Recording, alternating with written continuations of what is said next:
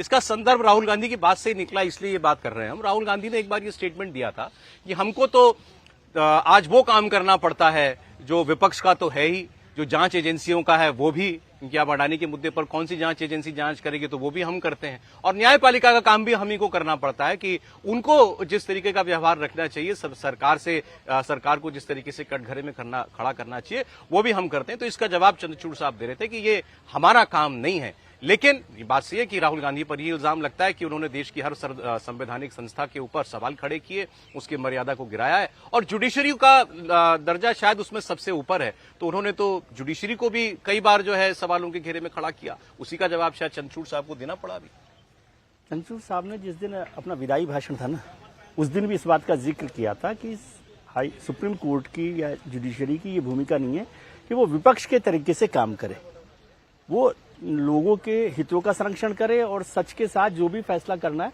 उस पर काम करे, और वो सही कर रहे हैं।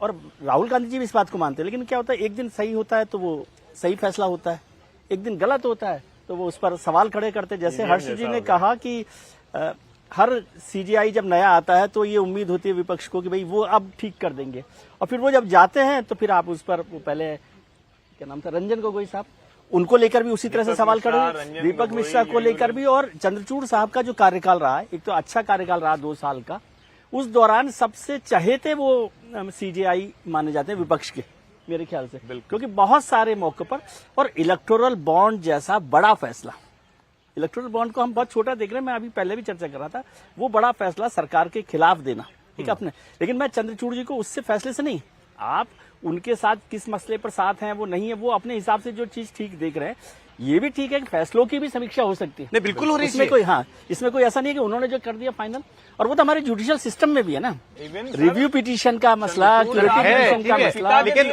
चंद्रचूड़ साहब ने कहा था, रिव्यू नहीं किया, चंद्रचूड़ साहब ने भी कहा था कि मैं इलेक्टोरल बॉन्ड पर फैसला दूं तो मैं बहुत अच्छा जज हूं, जुडिशरी बहुत अच्छी है, लेकिन अगर हम ईवीएम पर पिटीशन खारिज कर देते हैं तो हम सबसर्विएंट जुडिशरी। हाँ, वही मैं कह रहा हूँ। तो एक एक फैसले से जुडिशरी को नहीं देखना चाहिए, बल्कि ये देखना चाहिए कि जुडिशरी आपके हर सवाल के लिए खड़ी हुई है, उस पर फैसला आपके पक्ष का। मैं बात ये करना चाहता था आपसे, क्या ये संविधान का मुद्दा राहुल गांधी के हाथ से बीजेपी ने छीन लिया?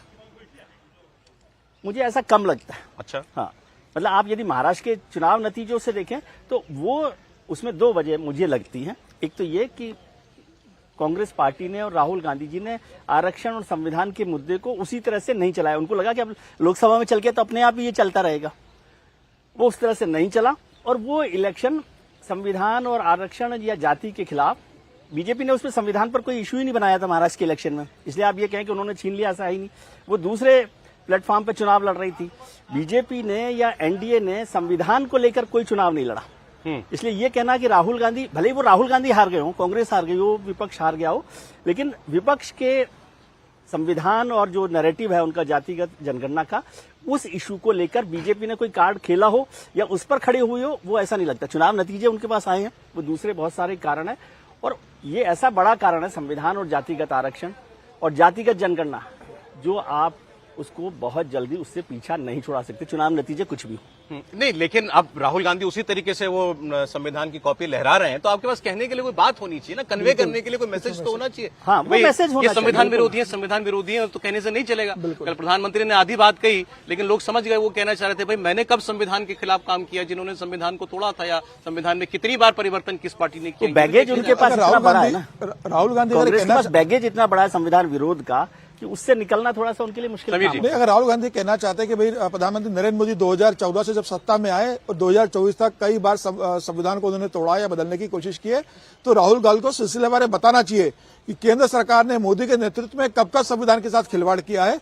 राहुल गांधी सिर्फ लाल किताब लहरा देने से और बता देने से संविधान खतरे में, मुझे लग रहा है देश की जनता इसे स्वीकार नहीं करेगी। और जब 26 नवंबर कल ही जब संविधान सभा ने संविधान का मसौदा पेश किया था, उसके बाद लेके 2014 तक का समय सत्ता में सबसे लंबे समय कौन रहा? संविधान दिवस क्या कांग्रेस देकर नहीं मना सकती थी? 2015 में प्रधानमंत्री मोदी थे जिन्होंने संविधान दिवस को मनाने की शुरुआत की। कांग्रेस के पास कानून दिवस होता था इससे पहले। हाँ, तो संविधान दिवस को उसमें लेके आ सकती थी। और इंदिरा गांधी के समय जिस तरीके से संविधान के साथ अत्याचार हुआ है, मतलब संविधान को रौदा गया, ये तो सबको पता है। कांग्रेस आज भी उसके बात का जवाब देने की स्थिति में नहीं है। तो राहुल गांधी अगर संविधान का लेकर चलेंगे तो मुझे लग रहा है जनता में इसका नैरेटिव बिल्कुल बनने वाला नहीं है। लोकसभा चुनाव में जरूर वो बन गया था, अब वो पूरी तरह से एक्सपोज हो चुके हैं।